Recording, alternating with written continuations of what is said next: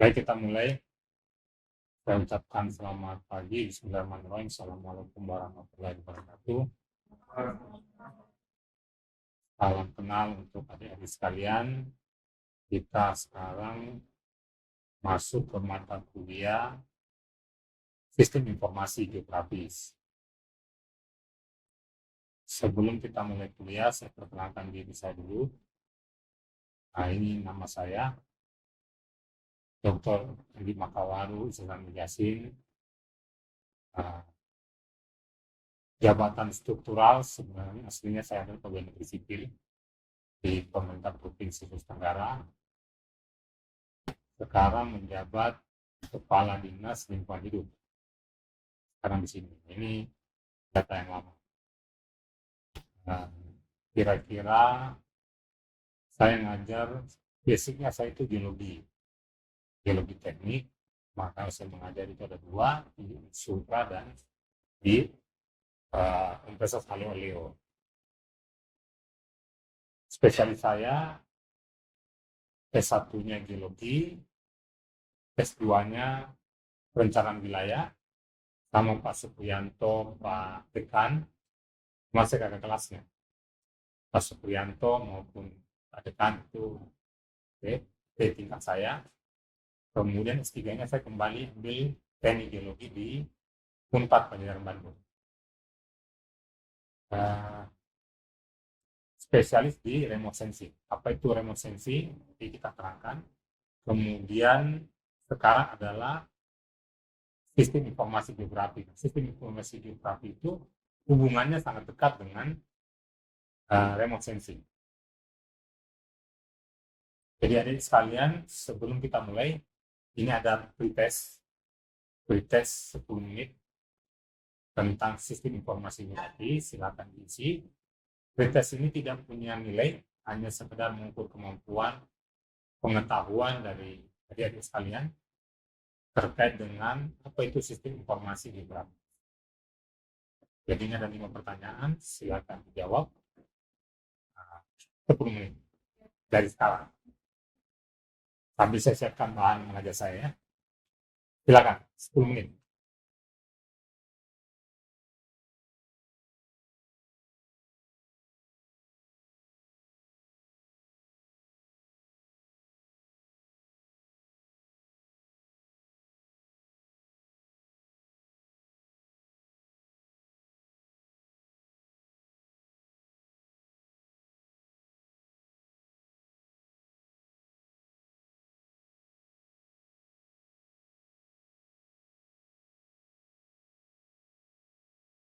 Jadi adik-adik sekalian, mata kuliah ini diampu oleh 2 dosen, saya dan Pak Supriyanto SMSI, selaku koordinator mata kuliah, sebagaimana mata kuliah yang lain.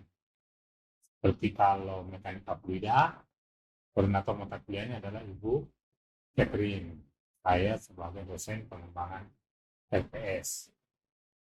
Nah, harapan kami mahasiswa nanti sekalian dapat menunjukkan sikap yang bekerja sama, bertanggung jawab dalam hal mengerjakan tugas-tugasnya baik secara mandiri maupun nanti berkelompok. Kemudian mahasiswa terampil berpikir logis, kritis dalam nanti menjalankan sistem informasi geografi. Maka adik-adik sekalian itu harus mengetahui informasi geografi dengan baik, hingga nanti ujungnya mahasiswa bisa menghasilkan peta, kemudian bisa menyelesaikan persoalan tata ruang, dan kemudian tata ruang yang diaplikasikan dalam bentuk 3 dimensi. Apa yang diperlukan? Pertama, harus tahu konsep sistem informasi geografis, kemudian harus tahu yang disebut dengan aplikasi ArcMap, karena ArcMap ini berbayar. Pak Supriyanto ini akan mengajarkan ArcMap. Saya karena mahasiswa harus diberikan alternatif dengan open source, maka open source itu menggunakan QuantumGIS. Apa itu Quantum JIS? Nanti kita sama-sama ya, kenali, kemudian kita akan coba menggunakan aplikasinya. Kemudian rektifikasi bagaimana aplikasinya berjalan. Jadi jangan sampai di-download atau tidak berjalan. Baik itu ArcGIS maupun QGIS. Kemudian nanti mahasiswa dapat membuat data spasial. Apa itu data spasial? Kita juga pelajari.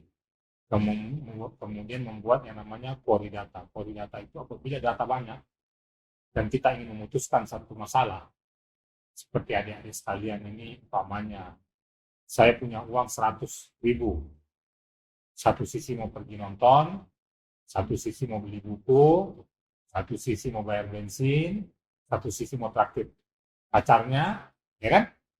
Nah, maka yang mana yang mau diprioritaskan? Ini menggunakan query data. Nanti akan ada data yang sangat prioritas. Karena belum tentu yang kita anggap prioritas itu menjadi prioritas. Itu disebut query data.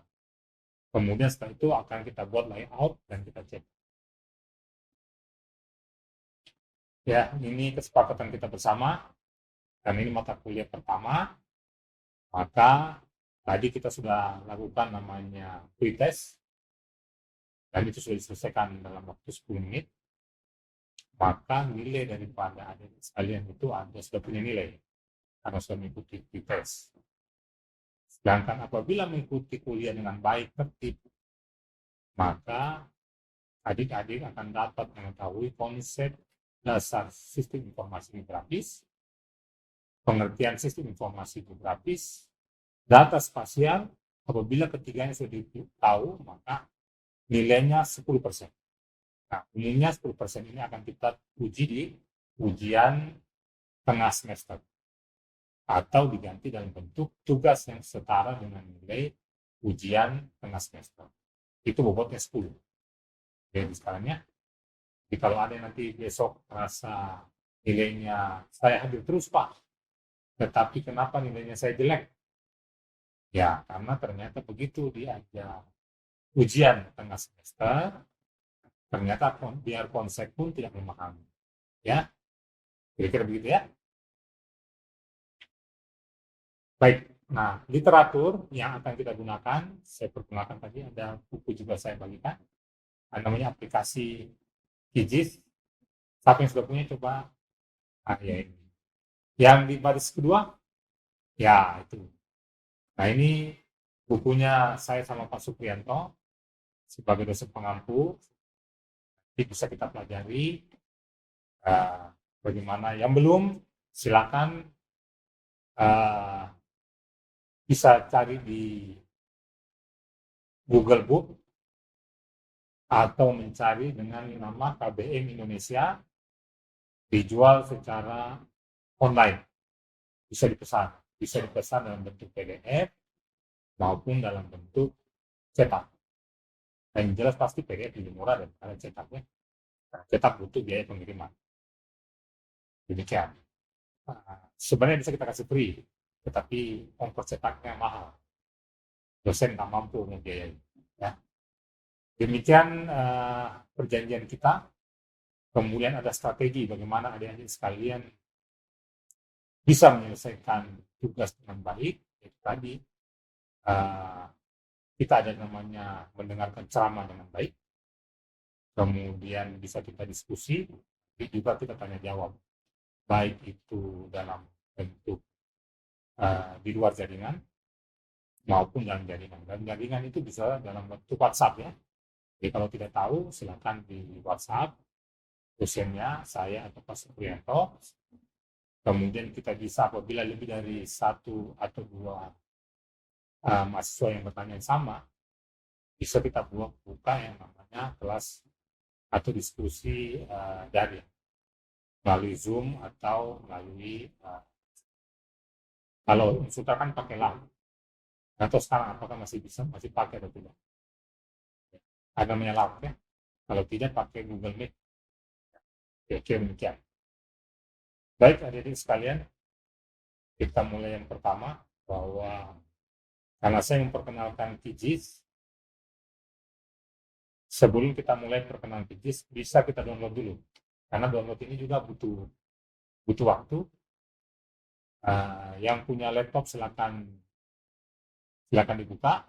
Ini ada lamannya, nanti saya serahkan juga ke teman-teman melalui via WhatsApp. Tinggal di download dengan websitenya demikian.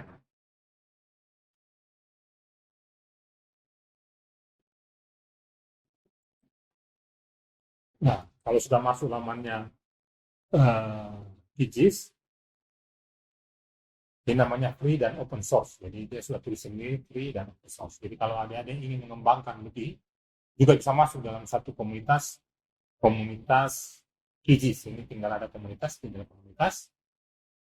Kemudian bisa ikut terlibat.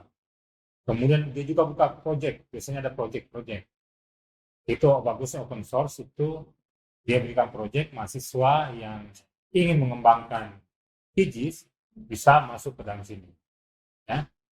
Ada di case study, bisa cari, tapi biasanya susah untuk mencari case study di Swiss Tenggara yang dekat-dekat ya. Tapi ini karena sekarang sudah sistem menjaring, bisa kita bekerja di Indonesia, tugasnya dari luar negeri. Ya. Tapi masuk dulu di komunitas. Karena nanti di komunitas itu yang biasanya, ini ada resource ini macam-macam kita butuhkan, semacam pelatihan, kemudian buku penggunaan QGIS, buku manual yang mirip ini. Cuman dia pasti dalam bentuk bahasa Inggris ya. Saya rasa adik-adik sekalian tutorialnya bagus-bagus lah. Beda zaman saya dulu ya. Sekarang pasti tutorialnya 500-an. Karena rajin main game online. Yang PUBG. Tapi suka main PUBG di sini. Yang suka main game online. Yang Fire, apa itu? Free Fire. Itu kan teman-temannya itu dari luar negeri banyak ya. Di sembarang bahasanya itu. Lama-lama. Nah, kita ke download. Klik download. Download ini, ya jangan ini donasi ya. Kalau sebelah sini adalah donasi dalam bentuk euro. Karena QGIS itu dikembangkan di komunitas negara Eropa. Jadi ya dalam bentuk euro, kita nggak ngambil itu karena kita gratis saja. Nanti di skip saja ini. Nah, muncul versinya. Ini ada dua versi. Ada versi yang disebut dengan latest version. Ini latest version itu versi terbaru. Kelebihan versi terbaru, fiturnya pasti lebih banyak. Jendela-jendela bantuannya lebih banyak. Tetapi kelemahannya adalah ini diuji coba ke kita. Gitu. Kita yang menguji coba, karena ini kan open source. Maka dia banyak tidak stabilnya. Tapi kalau yang disebut long term version, itu artinya sudah dipakai lama. Itu pasti lebih banyak, lebih stabil. Kalau itu banyak yang kata bug itu, nah itu sudah diperbaiki. Nah ini biasanya kita pilih ini, yang long term. Nanti diklik saja. Setelah itu,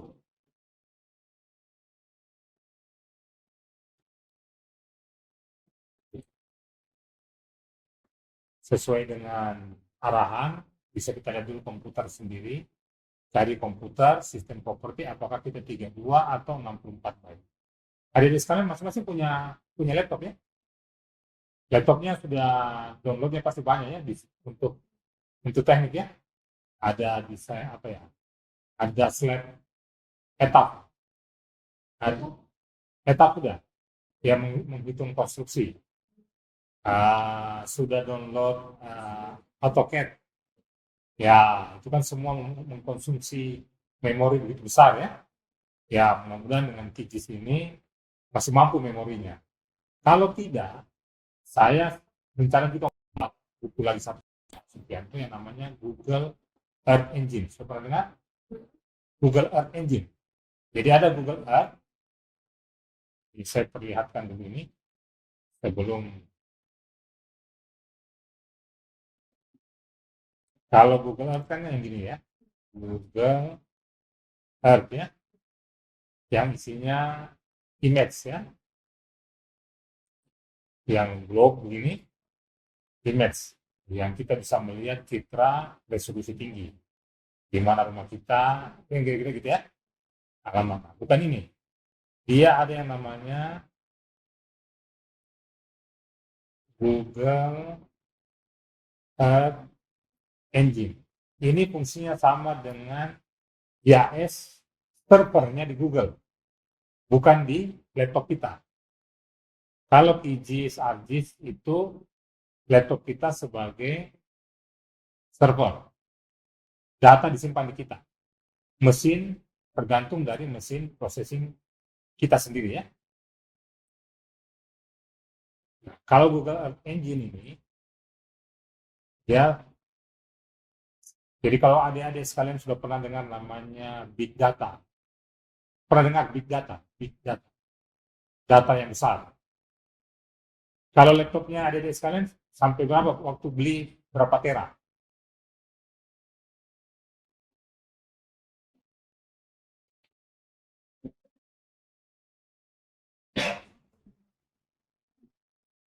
Kalau yang punya yang lain sama waktu beli berapa? Kan biasanya itu beli kapasitasnya ini 12 tera. Ya. Nah, kalau big data, laptop Anda kan di sini ya. Ya, itu tera. Jadi oleh Google dia siapkan namanya Google Earth Engine. Jadi ini bisa kita pakai platformnya. Bahasanya yang digunakan bahasa kode. Karena komputer kan bahasanya kode, bukan manusia. Maka bahasa kode. Kode itu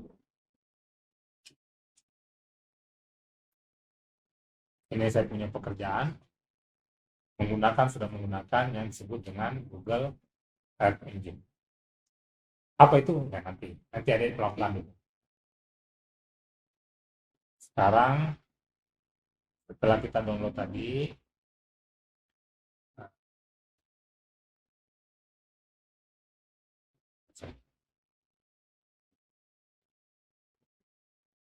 selesai download, maka kita kesini dulu.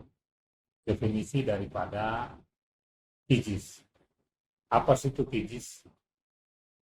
GIS. GIS itu adalah atau itu geografi, ini bahasa Inggrisnya ya, geografi information system, satu kumpulan yang terorganisasi baik perangkat keras maupun perangkat lunak. Jadi ada yang disebut dengan hardware, itu komputer. Nggak bisa GIS tidak menggunakan komputer ya, hanya menggunakan pulpen dan kertas. Kemudian ada namanya software, tadi software yang berbayar, ada namanya ArcMap. Sudah install ArcMap? Belum. Waktu aplikasi komputer diperkenalkan. Ada mata kuliah aplikasi komputer untuk sipil? Belum. Mata kuliah itu ada? Sudah nggak ada ya? Ada kan aplikasi? Dulu saya pernah sempat mengajar itu. Jadi saya perkenalkan itu yang namanya ETAP dan ini GIS. Sama ada yang namanya menghitung geoteknik, menghitung kapan lereng ini akan runtuh. Jadi dipakai untuk biasanya tambang ya. Jadi sipil itu bisa kerja di tambang untuk geotekniknya. Jadi kalau ada galian 10 meter, bagaimana lerengnya untuk tidak luntuh. Atau buat tunnel, terowongan. Tambang di bawah permukaan, yang menggunakan terowongan, bagaimana agar tidak luntuh. Itu menggunakan teknik sipil. Nah, jadi dia harus ada software, kemudian ada data. Data itu berupa data spasial. Spasial itu data yang punya titik koordinat di bumi. Punya besaran. Dan ada yang disebut dengan data tabulasi. Kemudian ada yang menjalankan perangkat ini, itu nanti adik-adik sekalian. Kemudian ada metodenya. Ya. Kalau ini rumitnya, bahasanya sederhananya itu dibuat dalam diagram alir. Kalau diagram alir jadi mudah kan? Bahwa ada sistem informasi non spasial, itu seperti berita. Kalau ada umpamanya butuh, sekarang semua rata-rata kos-kosan ini. Ada yang tinggal sama orang tua? Dua. Yang lain kos-kosan. Nah, kalau kos-kosan mau minta uang bulanan, bagaimana ke orang tua? Berdoa di masjid. Ya Allah, mudah-mudahan orang tua saya mengirimkan uang bulanan. Tidak kan? Nah, mesti mengirim berita. Itu informasi. Pak, Mak, saya sudah kelaparan nih. Uang bulan ini perlu dikirim. Begitu anak saya kan di Jogja, kuliah 2. Begitu juga. Jadi saya tuh selalu mendapat kabar dari anak saya itu hanya minta duit. Nah, tapi itu alhamdulillah artinya dia masih sehat kan? Ya, daripada dia tidak memberikan kabar, tidak minta duit, tidak memberikan kabar, itu tidak jelas sebetulnya. Itu khawatir saya, tapi kalau selama tunggu-tunggu, pura-pura, kita orang tua pura-pura, kadang orang tua pura-pura lupa, bikin berita. Mana uang bulanan saya? Begitu kan? Kalau orang tua dulu kita, zaman saya sekolah, tahun 90. 90, kalian masih di mana? Wah, mungkin bapak ibunya juga masih belum lahir kan ya? Sudah ya? 90 itu tidak ada, handphone belum ada, telepon nggak ada, sulit di kampung telepon tidak ada. Jadi pakai apa kita? Namanya Telegram. Ya. Kalau sekarang Telegram itu kan aplikasi ya, saingannya WhatsApp ya. Kalau dulu namanya Telegram. Telegram itu dihitung per kata. Jadi kalau satu kata itu nilainya 1.000 rupiah. Jadi kalau kita uang sudah tipis, nah, hanya tulis itu lapar uang, itu saja. Jadi 2.000 keluar kan? Karena 2.000 itu zaman saya ST di Jogja, saya kan kuliah di Jogja satu. Yeah. ST itu zaman saya masih harganya 150 rupiah. Itu ST. Nasi rames itu 750 rupiah. Coba. 1.000 itu sudah hilang satu mangkok nasi. Itu sangat luar biasa dulu tergerak. Sekarang malah wifi free ya. Gitu. Itu yang namanya disebut dengan sistem informasi non spasial. Tidak memiliki arah besaran. Kalau kita bicara di matematika, ada yang namanya arah dan besaran. Apa itu arah? Ya, tahu itu utara, timur, selatan. Besaran, meter kubik, kilogram, ya. Jadi nggak ada lagi orang teknik sipil yang tidak tahu apa itu besaran. Iya, panjang, itu semua besar. Nah, sistem informasi spasial itu mencakup itu, yang punya namanya besaran. Yang diajar dalam bentuk GIS. Nah, jadi kalau bumi yang tadi bulat, kalau kita lihat Google Engine, maka bumi yang bulat itu didatarkan. Sudah pernah lihat peta? Pernah lihat peta? Tapi yang belum pernah lihat peta? Hampir semua ya? Ya. Nah, peta itu pasti peta tidak ada yang bulat ya. Yang bulat itu kan bola dunia namanya globe. Tapi peta itu datar. Nah, bagaimana cara mendatarkannya? Maka bumi yang tadi bulat, oh, kelihatan.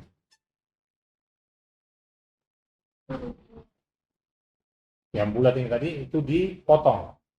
Nah, cara motongnya bermacam metode. Ada yang menggunakan metode longitude dan latitude. Jadi dia membagi bumi utara, selatan, timur. Anda pernah lihat bayangan? Bayangan. Hah? Siapa yang pernah lihat bayangan? Kalau dari bayangan itu hati-hati gitu ya. apakah dirinya itu. Nah, bayangan itu adalah gambaran Anda yang dikatakan. Ya kan? Anda kan bentuknya 3 dimensi. Ada tinggi, lebar, kan? Begitu dilihat bayangan menjadi 2 dimensi. Nah, itu bumi dianggap begitu. Satu bumi yang bundar, itu diproyeksi ke datar, maka keluarlah nanti yang namanya proyeksi yang bundar. Tapi di tempat yang datar. Sudah pernah lihat peta bundar yang ada di peta bumi bundar? Pernah ya? Nah, yang belum, silakan Google. Sekarang kan pakai Google, di Google.